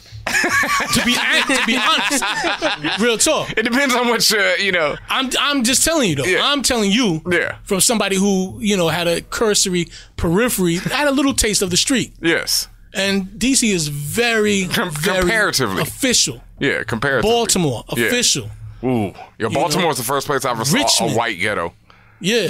Like a ghetto full of white people. Yeah. No. Yeah, I had not those seen are that before. official neighbors. Wait. Hold up. Wow. Hold up. No, come No. Just speak, King. No, I was just going to say, our next co-host just walked in the building. Yes. You know what I'm saying? Yes. Shout out to Haitian Miguel. Haitian Miguelito. Yo. Hey, Shmuggle, could you grab Real quick. Just grab the mic. King's mic real quick? Wow. No. We And his grab his mic. Thank you, Hey, Shmuggle, on point. Just gotta come closer. Yeah, you good gotta with bring it to your mouth. This nigga, yo. You know how it works in here. Yeah, absolutely. Real close to my mouth. Yo, but there's a dude in here, man, that I haven't seen in quite some time, man. There's a song, right? Coogee Rap, Road to the Riches. Arguably the first rap record to talk about crack dealing, gangster shit. Holla at me, B. Look it up. I know a lot of people gonna talk about Schoolie D. I do this. Like, I'm a real, like, niggas talk about, like Peter Rosenberg. He's like a rap connoisseur and all that shit. I have to Word. talk about, like, nigga claims. raps. Like raps about street shit. I'm a connoisseur of that shit, right? And G Rap's Road to the Riches is one of the first records to talk about selling crack, right? Like on the street, and he when he talked about it, it was tangible. It was like, oh shit, I'm from over there, so I knew the corners he was talking about. I understood it. I was at Queens Center Mall when what's the nigga's name? The basketball player. He Kenny Anderson. Kenny Anderson walked through with a 15-year-old Nas. I was there when I seen Eric B. and then Eric Barrier. At niggas are fucking me up. What's it? You being old. You talking about USA Skating Rink? You talking about Northern Boulevard? You talking about? I'm talking about the diner where they used to pull up and Georgia Diner? Yes. Georgia Diner? Okay. R.I.P. So Georgia I'm Diner. going to tell you, I'm just painting a picture. I seen them with the fur coats. I seen the whole shit, my nigga. There was a dude around those times that he's here in this room. I just walked in. I seen him. I remember him from Newtown High School. Niggas was in special ed. Niggas was in special ed together and shit, my nigga. Niggas Special ed then was a catch-all for everybody. That's what I'm saying. Catch-all for the retards and the problematic. Yeah, but that's where niggas that so hung out. Special ed. So there's a guy in here that was from that era, B, and he's here and shit is crazy. My man. It does not stop. It does not stop, isn't it? It does not stop. It does not stop. Haitian Miguel, good to have you here. Good to have you here. Man, we got DJ Benhameen with us tonight. This handsome bastard. All right. I haven't seen you in years. He's taking a break from getting his hair braided. Yo, dude. He's taking a break from getting his hair braided. On Venice Beach. The savages are He's here. taking a break from getting his hair braided on Venice Beach to come hang out and This chill with young us. man and Benhameen, I forget what name your moniker. Saul Goodman. Huh? Saul Goodman. Goodman. Saul Goodman. You guys have a thing. What? Hey, yo. Not a thing, but like you guys. There we go. Just look at them. Look at them together. Well, hold on for a second. Hold on. you Hold on. sleep a second. This shit is on you Benhameen's fucking pillow. 10 years ago. Your fucking uncle in here. Uncle Ben. Oh, shit. Yes, young Padawan. So Ben, here you are in D.C. Here Yes. you are at Howard University. Yep. Out of Houston. Out of Houston. And you're experiencing like really one great East Coast city and a culture, you know, that's incredible. Plus, I mean, the city of D.C. and Yeah. how cosmopolitan it is. Yeah. How out of control DC is at Yes. that time. Especially. DC. Yeah. It was wild. D.C., Party town. how did you not get lost? I mean, it took you 5 years to graduate, so This I mean, is facts. Okay, Yeah, you okay. added that up pretty quick. So that's Well, I mean, you graduated though. You did I graduate. did graduate. Yes, you I did graduate. Yes, I did graduate. Listen, Yes. that's good for someone who went to Howard. Howard has a record of people not graduating. Right. Howard is known for people not graduating. graduating. Hold on, I Yes. just had a quick question. How many college graduates is in the room right now? Oh, shit. 2, My dad went to 3. Nice. So 3. How many college dropouts? 1, 2, 3, 4, 5. Okay. Cool. How many high school dropouts? I sold drugs at Howard. Oh, allegedly. I did that too. Damn. Shit. Yeah. I sold a lot of drugs. Yeah. So I mean, Ben, you go from Howard Yes. to prison. Okay, I just did a big gap skip right there. Yeah, there was some years in between there. Yeah. And then from prison to the combat jet. Well, hold on. We gotta find out. You went to prison in Dubai. Yeah. Dubai. So I gotta be honest with you, 56 nights? Ben, you Oh, kind of shit, I really wish. 56. you kind of broke Short open stay. Dubai. Like, Yeah, 'cause Dubai is popping now. I was way before everyone. Yeah. Future DJ got nothing on me. Yeah. None of them cats. Nobody. You went out to Dubai. You kind of cracked open Dubai. cracked that open, yeah. Yeah. I put that on the map. And then you got back here. Like Rick Ross in Greece. Was Dubai prison like that scene in Batman with him and Bane? Not him and Bane. Him and his Somebody back cracked my back. Right, his back got fucked up, and he was in a dirt prison. He was in like a Nah, not at all. That shit was like super nice. That's the weirdest thing about it. Yeah, I mean, I'd never even been locked up before that, so I can't compare prisons, and everything like that. How long were you there? 11 months and about. So, like, let's call it a year. A year. Yeah, let's call it a year. Yeah. That's. I mean, people get institutionalized in less time than that. Facts. Yeah. One of my friends told me that when I came home, he was like, Strid, you got out now because, another few months and you would have been institutionalized. I was like, thanks. You're like keeping a tally for me. Like, yeah, that's too long there, folks. So I was wondering if there was AC in the prison. It was a dumb question. Yeah, it was stupid cold most of the time in there. Oh, really? Yeah, it was stupid cold. And then you would step outside and it's like 120 degrees Fahrenheit. Yeah, in the middle. You were in the middle of the desert. So you would get dumped. They give you like sick. 1 hour outside. What did you have to do? Yeah, 1 hour. Yeah, 1 hour in the day. Yeah. What did you do when you were out? You went in the yard? You went in the yard and walked around and all the lifers would, make.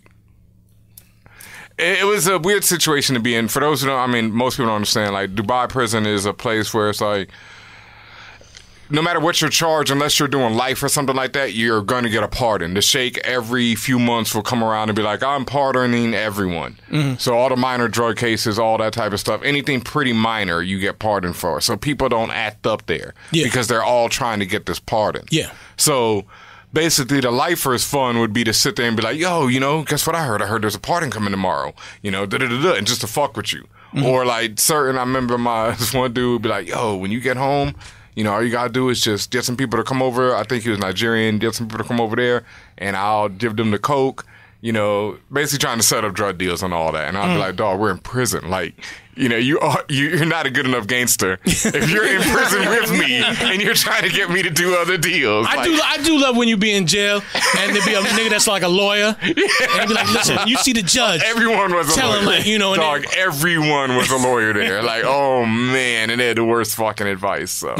What's the producer's name that got caught out there? Dallas. He was before me. Dallas Austin. Oh, that was before you. Dallas Austin. Yeah. He didn't spend that. I think he was under house arrest. Yeah, he spent a couple. I think he went. They don't fuck around though. I like my one of my cellmates was DJ Groove Rider, who's like, you can Google him. He's one of the biggest drum and bass. He basically helped create drum and bass. And so that dude is, he's like one of the funk flexes of London. Okay. And he was there right with me. It don't matter. They don't play it. They do not play there. Like, it don't matter who you are. People like Dallas, it was because he knew so many people that he, was able to finagle shit. But I was in there with like one of the Sheikh's nephews. Like, his uncle had put him in there because he was just a fuck up. And so they were like, no, you just stay in here. Damn. Yeah. Hard body. Hold you down until you clean it up. Yeah. Time out and shit. Yeah, he did way more drugs in there, too. Didn't work. Did not work. So the drugs were getting inside the prison. At that part. Right. But yeah, at that one, because the Sheikh's nephew was in there, so he was getting whatever he wanted in there. It's still prison. It's still, Yeah, things move. Yeah. The shit got to move. So you come back to America. Thank goodness you're not institutionalized. You're not allegedly. Okay. You were weird. That was before that. I think that's just that's dope. That's dope. Yeah. And you come to New York. Yeah. You come to New York to do what? Most of my people from Howard were up here, and so I was like, when I first came home, I went back to DC.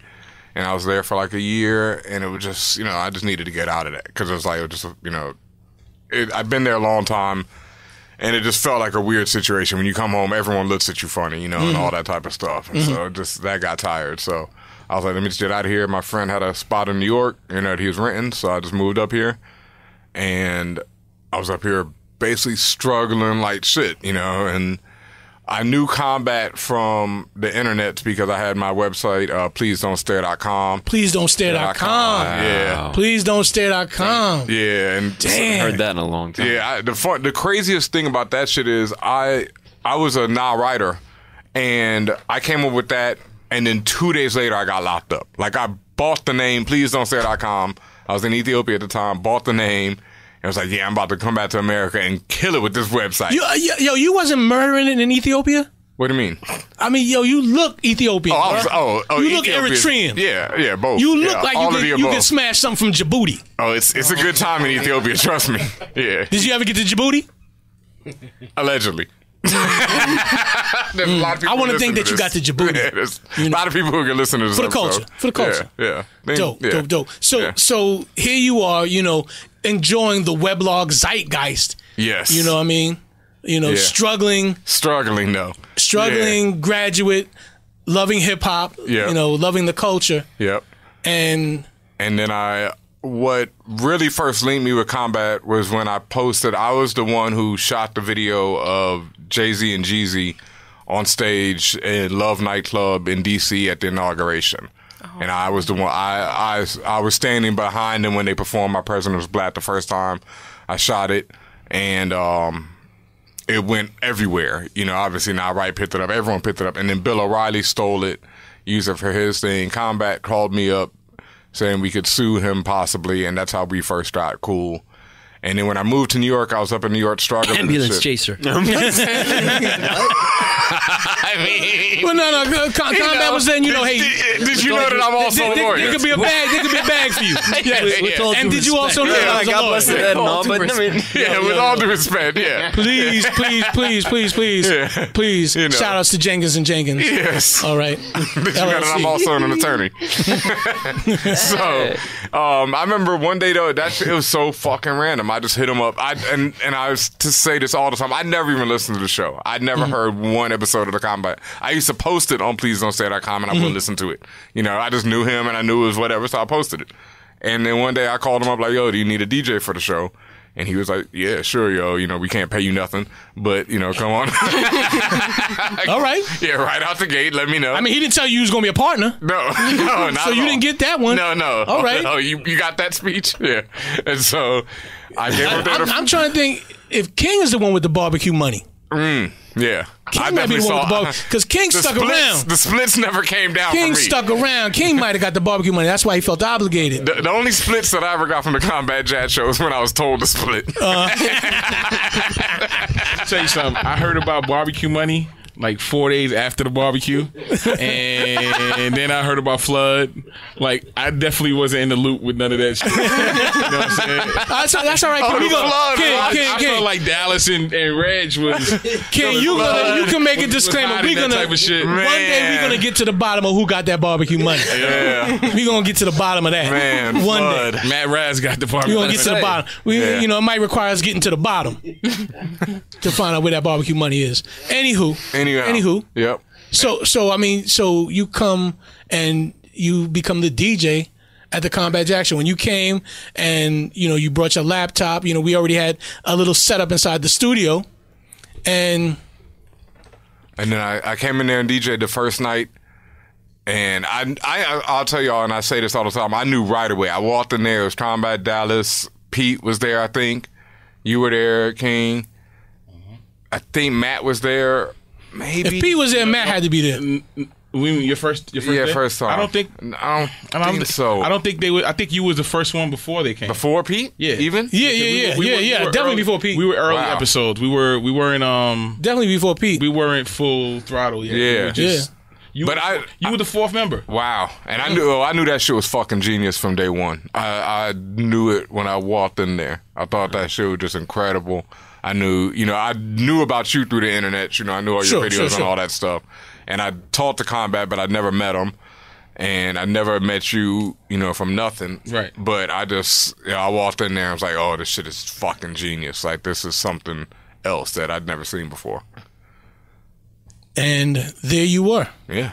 And there you were. I mean, every time we had a guest, you put together such a great playlist. Yep.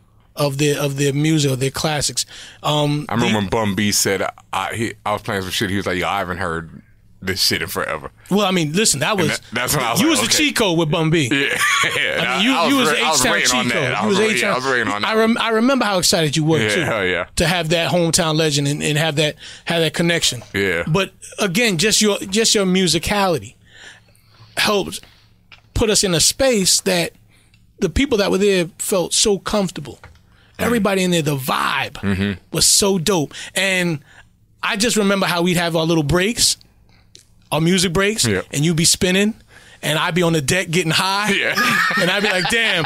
And I could watch you, like watch me smoke, and you'd just be like, damn, this nigga. I'm over here DJing. Yeah, can't even bring me the blunt. These niggas hanging out with niggas, and I'm here spinning. Yeah. But you did spin, though. You did spin. Damn sure did. You did spin. Clark dissed the shit out of me. All right. Who's Clark? Clark Kent. Yeah. Clark Kent. Yeah. DJ Clark Kent. Yeah, the first night he said I was terrible. I probably was though. Yeah, I probably was the first night I spun there. But yeah. Man. Just to, Dallas, just to go back down memory lane, we actually had a DJ before Benhameen briefly. Our very first episode, we had homeboy Kraft who threw up at the first barbecue. Right, I missed the first barbecue. Craft Swagger. He was the first DJ. Okay. And he couldn't hang. He couldn't do the pause. He couldn't hang. He couldn't do the 12 to midnight. Midnight to 2. Right, whatever the schedule was that we had. Yeah. Yeah, whatever that schedule. Well, I tell you what, I don't even remember that, but I don't think I was there for that episode anyway. I think I was not. That was our test run. That was the pilot. Remember, we did the one. All right. We did an episode called Nah Right Radio. So that we would already. Okay, so you talking about the first Combat Jack show episode ever. All right, so I wasn't even there. That was Boss Nord. That was our very first episode with guests. We did a trial run. Okay. That we didn't include as the first. Oh. Because we don't know where those episodes are. Okay. So we used the Boss Nord one as the first because that was the earliest recording we had. Okay. But wait a minute. So you saying you and Combat had episodes before even the first one? The very first episode we ever had was me, you, and Combat. Really? We did that? Absolutely. And we said we're gonna do a trial run. I think King got the barbecue money. All right. No, we had already worked on Nah Right Radio. So we had already, what? Oh wait, you're right. I just remember we came. So Nah Right with the because we was trying to do that first. Yes. Because we didn't know we was gonna do the Combat Jack show. No. Right. We had not. Because we was trying to do something where. We was gonna do a morning show. Well, right. We wanted to do that morning show. That morning show was too much. Brothers got day jobs and they wasn't paying. Well, it was too much. It was too much of an effort. Figure out what it was too much of an effort. And Nah Right Radio really capitalizing on the fact that Nah Right was a juggernaut. Yes. Was an online juggernaut. And that episode was sponsored by Hypnotic, Nuvo. Wow. All the colorful fly drinks. Yeah.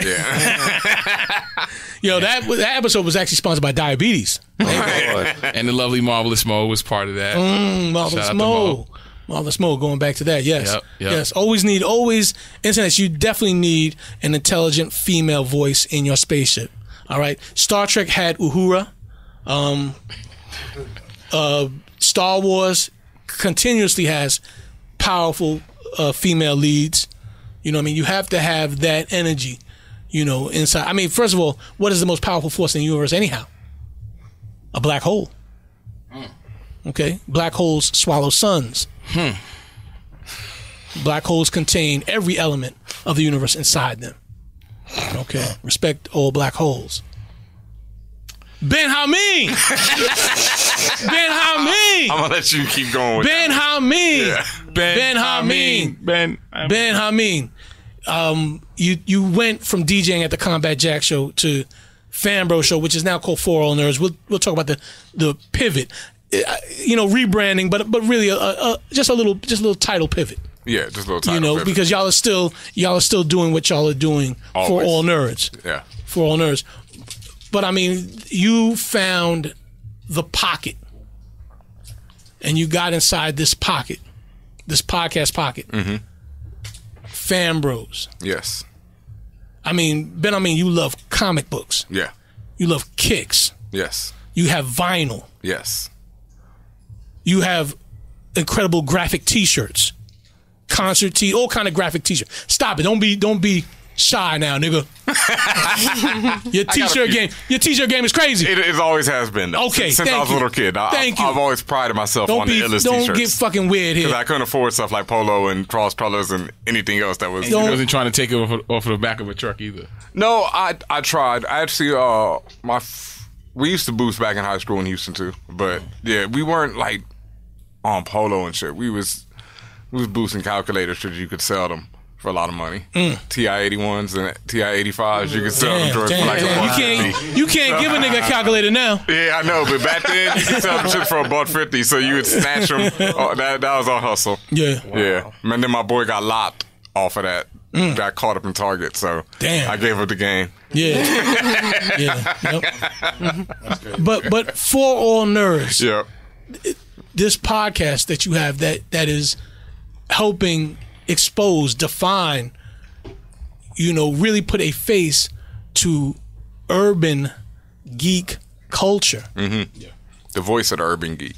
The voice of the urban geek. Yep.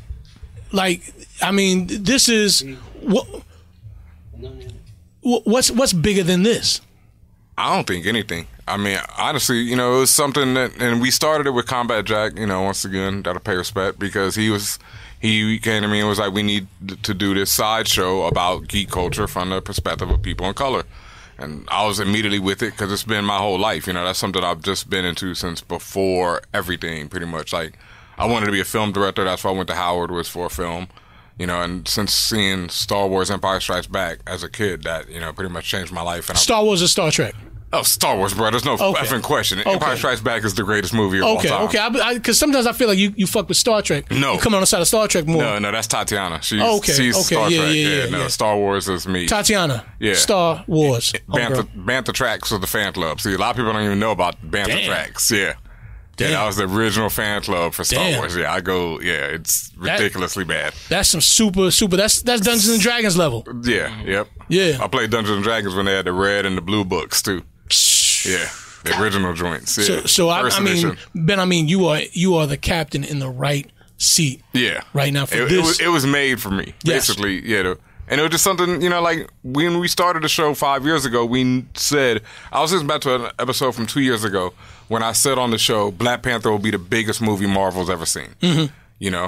And that was 2 years ago. Mm-hmm. Like, that was before they just cast Michael B. Jordan like that week. I'm going to tell you what, when the show started, you weren't on the show. You weren't a cast member of the show when the show started. Well, when the podcast Fan Bros started. No, I was on there the first episode. With Joseph Illich? Yeah, Joe Illich, Combat, Sean Price was one. There's a missing episode that I have no idea where it went. There's several episodes. Yeah, yep. But what I was gonna say is that I was in a meeting with Joe. Even when I sat on it, with them on the show, the show needed somebody who was in that seat. Yeah. And you were in that seat. Yeah, because when I remember, like, these things evolve. It was a little dusty when we first started. when you came into it, all right. When you came into it, that's things evolve. I mean, listen. I mean, think about it. Think about a great team. Yes. You know what I mean, and think about the losing years and how they had to recalibrate and fix the chemistry. Yes. To get to the Chicago Bulls of the '90s, we had to go through. Who was that other fucking coach? Cartwright. Cartwright, but who was that? Who was that little coach they got rid of? Mike. What was his name? The short guy that they had to fire. Thank you. Yeah. No, it wasn't Fratello. He was with the Hawks. But yeah, some other nigga. Fuck it. Yeah, something like that. Before we had to get to Phil Jackson and Mike. Doug Collins, no? Doug Collins. Girl Joy. Saving niggas in the building. Swish. Doug Collins. Very good. Very Said good. get you a girl to do both. Hey, There you go. Waiting for the right moment. I'll tell you what. For all nerds will hit that super zenith when y'all incorporate sporting culture and the nerdism that contains the sporting culture. Hold on for a second. Don't act like there's no nerds that are sports fans that sit and you've been to a baseball game. You ever seen somebody keep the scorecard? Yeah, super deeps. Okay, so for all nerds. Oh, wait. Are y'all exclusive? Y'all not fucking with baseball nerds? I'm not fucking with baseball. Damn, so that y'all not for all nerds. I mean, they can listen to the show. Okay, it's just like I don't watch every anime and everything that's ever been made. I'm done. I'm just down with all nerds. Listen, you just saying that the door's open for everybody. The door's open for everybody. That's right. I'm a basketball nerd. I'm not a hockey nerd. Okay, no, not really. Scorecard stat nigga. Who's the GOAT? LeBron. Kobe. Kobe. Nope. Kobe. Kobe won 2 back-to-back with homeless niggas. LeBron became the GOAT when he said, "You bum." That was over. It's the same reason Muhammad Ali is the GOAT. Listen, talk about on the court now. I don't care. LeBron has definitely taken bum niggas, homeless niggas, junkies, alcoholics to the top. Kobe won back-to-back. Kobe. With crackheads. LeBron made J.R. Homeless. Smith a Homeless champion. niggas. Shaq is not a homeless nigga. I'm talking about the two Kobe won back to back without Paul Shaq. Gasol ain't a Yeah, Paul homeless. Gasol ain't homeless. Paul Gasol is a bum. No, he's not. Lamar Odom's a Not back then. crackhead. LeBron James Now, made not J.R. then. Smith a He wasn't champion. then. Paul Gasol was a journeyman. Who is the worst player Role that player. Kobe made a champion? The worst player? Yeah, LeBron made J.R. Smith a champion. Fat and Shumpert. Shumpert could play defense. Okay. On NBA Live. Before the ACL. But could LeBron do it back to back? No, he could not. Yeah, because how long you can't? No, he could not. No, he could not. Yeah, but Kobe the GOAT. That's okay, actually a lot to have okay. J.R. Smith and Listen, we're not gonna hold called Mr. Trump a Briggs. bum. we're not gonna hold the listeners' ears hostage tonight facts. or today or whenever they're listening to this podcast. Benhameen, for all nerds. Yes. I mean, we almost got 2 hours in the chamber tonight. We're gonna still stay here for a little more, but let's talk about For All Nerds. Okay. And let's talk about where you see this going. Because again, podcasting is the new rap. Yep. It's the new entertainment. It's filling up these nice rooms right now. Does he want the smoke? Where do y'all go? TV and internet TV, more video features and stuff like that. And then also, I think we're already where we want to be. We're just expanding more into different things. Like, we use the platform of podcasting, and something I always knew, was to just get my name out there into other places. Mm-hmm. Like, I said it, and I'm a big person about that. It's something we talk about a lot. I know all of us on the show talk about it. I'm a big person about, saying things and projecting them into the universe and then creating them. Absolutely. And it's something that my co-host Tatiana even has to remind me of, because, what's it, 2018 now? Yeah, in 2017, beginning of 2017, I was like, I'm going to use this show and get myself into a writer's room in Hollywood. And I don't even remember saying that really like that. But she was like, no, you said it again and again. Because I was like, I'm interviewing all these people who run writers' rooms, all the people with different connections. One of these people, I've studied film, I graduated a degree in film, I've known it all my life, I write, written, you can get my children's book, theworldisjoursbook.com. I've done all kind of different things, and so I was like, I'm going to get into a writer's room. And then we interviewed Brian Fuller from American Gods, and the long story short is, a couple months after that, he hit me up and was like, yo, we're looking for writers for American Gods. Do you know any writers? And I'm not a dumbass, so I was like, all right.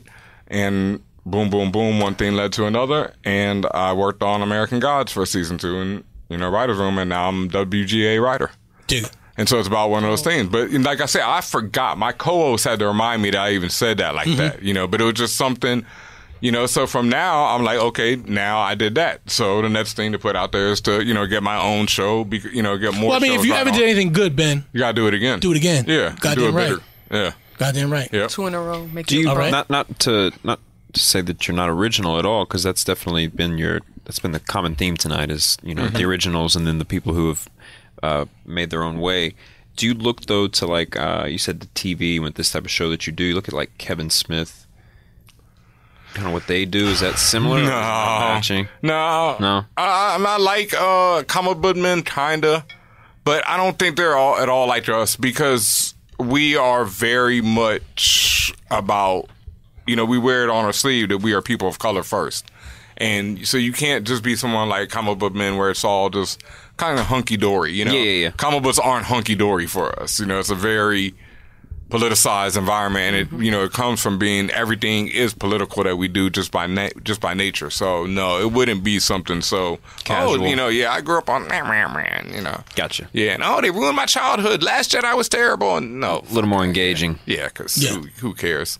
Right. Yeah, fuck your feelings and fuck your childhood is always one of my favorite. F your childhood. Yeah, F your childhood. Who cares? You out here against Comicsgate. Oh yeah, I'm super against. I mean, with that, it's not even against Comicsgate. Like I talk about, for people to understand, Comicsgate is this movement in comic books, and it comes from this other movement, Gamergate, which is basically angry white men trying to express their voice because they feel that they're being eliminated. And what I always say on the show and in life and in everything is that it's not I'm against Comicsgate. I'm just against ignorance, and I always have been. And it's something. Like, now they put a name to it. Now they have a name, Comicsgate, but this is something that as a person of color, you always deal with if you're involved in these geek worlds. It's something, this ain't new. So it's not like where I'm like, oh, now I'm fighting against this shit. I've been fuck patriarchal white supremacy since the day, I came out the womb pretty much. So any realm I'm in, I'm going to be saying the same thing. Mm-hmm. Yeah. Mm-hmm. So, I mean, that's really what's next for All Nerds. Yeah, fuck patriarchal white supremacy. Your ascension, your creative ascension to doing bigger projects, greater projects. Yeah. I'm Ben, again, like I said, I'm so happy to see you. I'm so excited to see you. It's been incredible. Writing is so hard, folks. Let me tell y'all that though. That's something you talk about too, and we talk about. You never really understand what it's gonna be like until you're in the middle of it. Mm-hmm. Like you're like, okay, I want this. Like I wanted to be in a writer's room, and then you're like, oh, okay, well now you got to motherfucking write. And that's like, yeah. So, well, be careful. The old people said, be careful what you ask for. Yeah, right? Definitely. You just might get it. You just might get it. All right. Well, you about to get it. Oh, I'm about to get it. You're gonna get this work. You're gonna get this work. Oh, I'm gonna get this work. Yeah. You're gonna get this work. Internets, listen. I tell you what, man. We are in an incredible spaceship tonight. DJ Benhameen, Hollywood writer, fashion model. You can find him on a beach in California, South California, getting his hair braided very shortly. Definitely going to do the snowbird. Going to get out in New York when it gets cold for sure. I might be here for this winter though. Okay. Yeah, you got to tough it out in the winter and All right. Hollywood summer. Well, listen. Then if you're around, then I want to see more of you, Benhameen. All right, I'll be back through. All right, that's a bet. That's a bet. You got to bring me back when you bring back Barker Yeezus. Barker Yeezus, right? I don't know. If we can bring back Barker Yeezus, man. I don't know. I don't know. Oh well, we'll see. Yeah, we shall see. You can even bleep that when I said that right there. We shall see. Internets. Y'all got a crazy episode of Talkitecture, and guess what? Y'all are gonna get more of Talkitecture. Season 2, the Talkitecture podcast. It does not stop. All right? It does not stop. The Talkitecture podcast is a presentation of the Loudspeakers Network, where we always say rest in peace to Combat Jack. Episodes are executive produced by A. King and Dallas Penn. All episodes are engineered superbly by Brother Christopher. By Brother Christopher. By Brother Christopher. By Brother Christopher. By Brother Christopher. By Brother Christopher. By Brother Christopher. By Brother Christopher. By Brother Christopher. By Brother Christopher. By Brother Christopher.